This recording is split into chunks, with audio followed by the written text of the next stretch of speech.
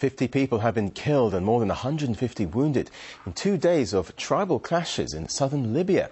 It comes as the country is faced with continued violence, with former rebels still carrying arms a year after the revolution that toppled longtime leader Muammar Gaddafi. But for more on this, we're joined live now by freelance journalist and blogger Neil Clark, live from Oxford in the UK. Thanks for joining us here on RT.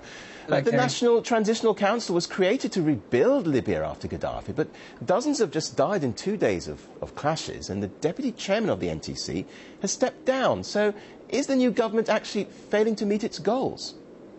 I think it's massively failing to achieve its goals. And let's look back to when the NTC took power last year. They promised peace, democracy and human rights in Libya. We've actually had the very opposite. There is no peace in Libya. In addition to the 50 people killed over the last 2 days, in February over 100 people were killed. Human rights, well, there's been appalling attacks on black Africans. There's been ethnic violence, racist violence, unpunished. I mean, the people who committed these crimes have been unpunished. There's been desecration of British war graves in Benghazi. Again, the people who did that are unpunished. The fact is the NTC is not in control of the country. There's lawlessness going on, and the country is in a real mess. Now, an NTC representative in Sabah, where the clashes took place that you mentioned, has also resigned, saying that the council isn't doing enough to stop the violence. But what more could they possibly do to stop the bloodshed? Well, the fact is they're in a very difficult position. The main problem is that Libya is awash with arms. And who's to blame for this? Well, it's the Western powers who gave these arms to rebels to topple Gaddafi.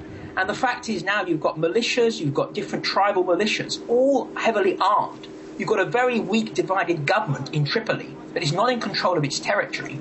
And so you've got a real recipe for anarchy at the moment. So it's very hard to see what else they can do. Sorry, I mean, these clashes between rival tribes and militias, do you think they've become more frequent since the new council took office compared to the Gaddafi regime? Oh, absolutely. I mean, the Gaddafi regime took power in 1969 and was in power till 2011. That's 42 years. It was only in the last few months that actually violence of this scale broke out. And that, of course, was stoked up by the Western powers who were after regime change in Libya. And, you know, Gaddafi was a strong man. He was a dictator.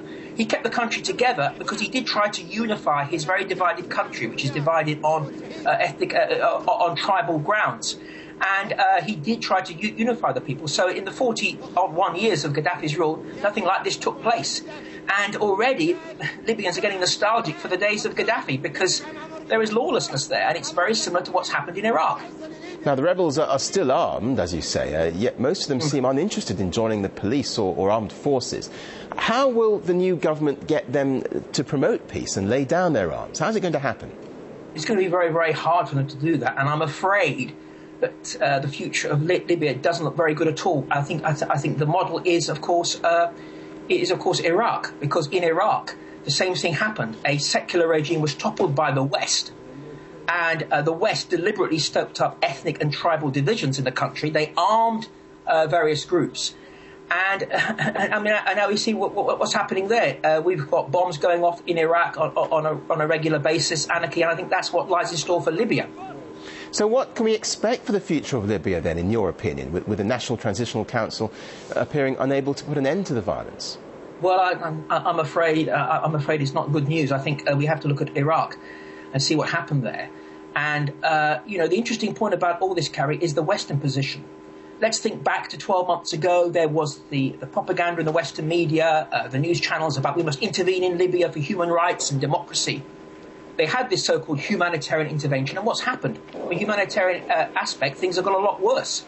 And the fascinating thing is Russia Today is actually covering the situation today in Libya, but the main Western news channels are not covering the story in the same way they don't cover Iraq. For them, it's the end of the story, Gaddafi's gone, and they're really not interested in reporting what's going on, which is a human rights catastrophe. We're seeing ethnic violence, we're seeing racism against black Africans, but for the West, it doesn't matter. They got what they wanted, and they don't really care now. OK, we'll leave it there. Live from Oxford, that was journalist, writer and blogger Neil Clark. Thank you for joining us here on RT. Very much. Thank you.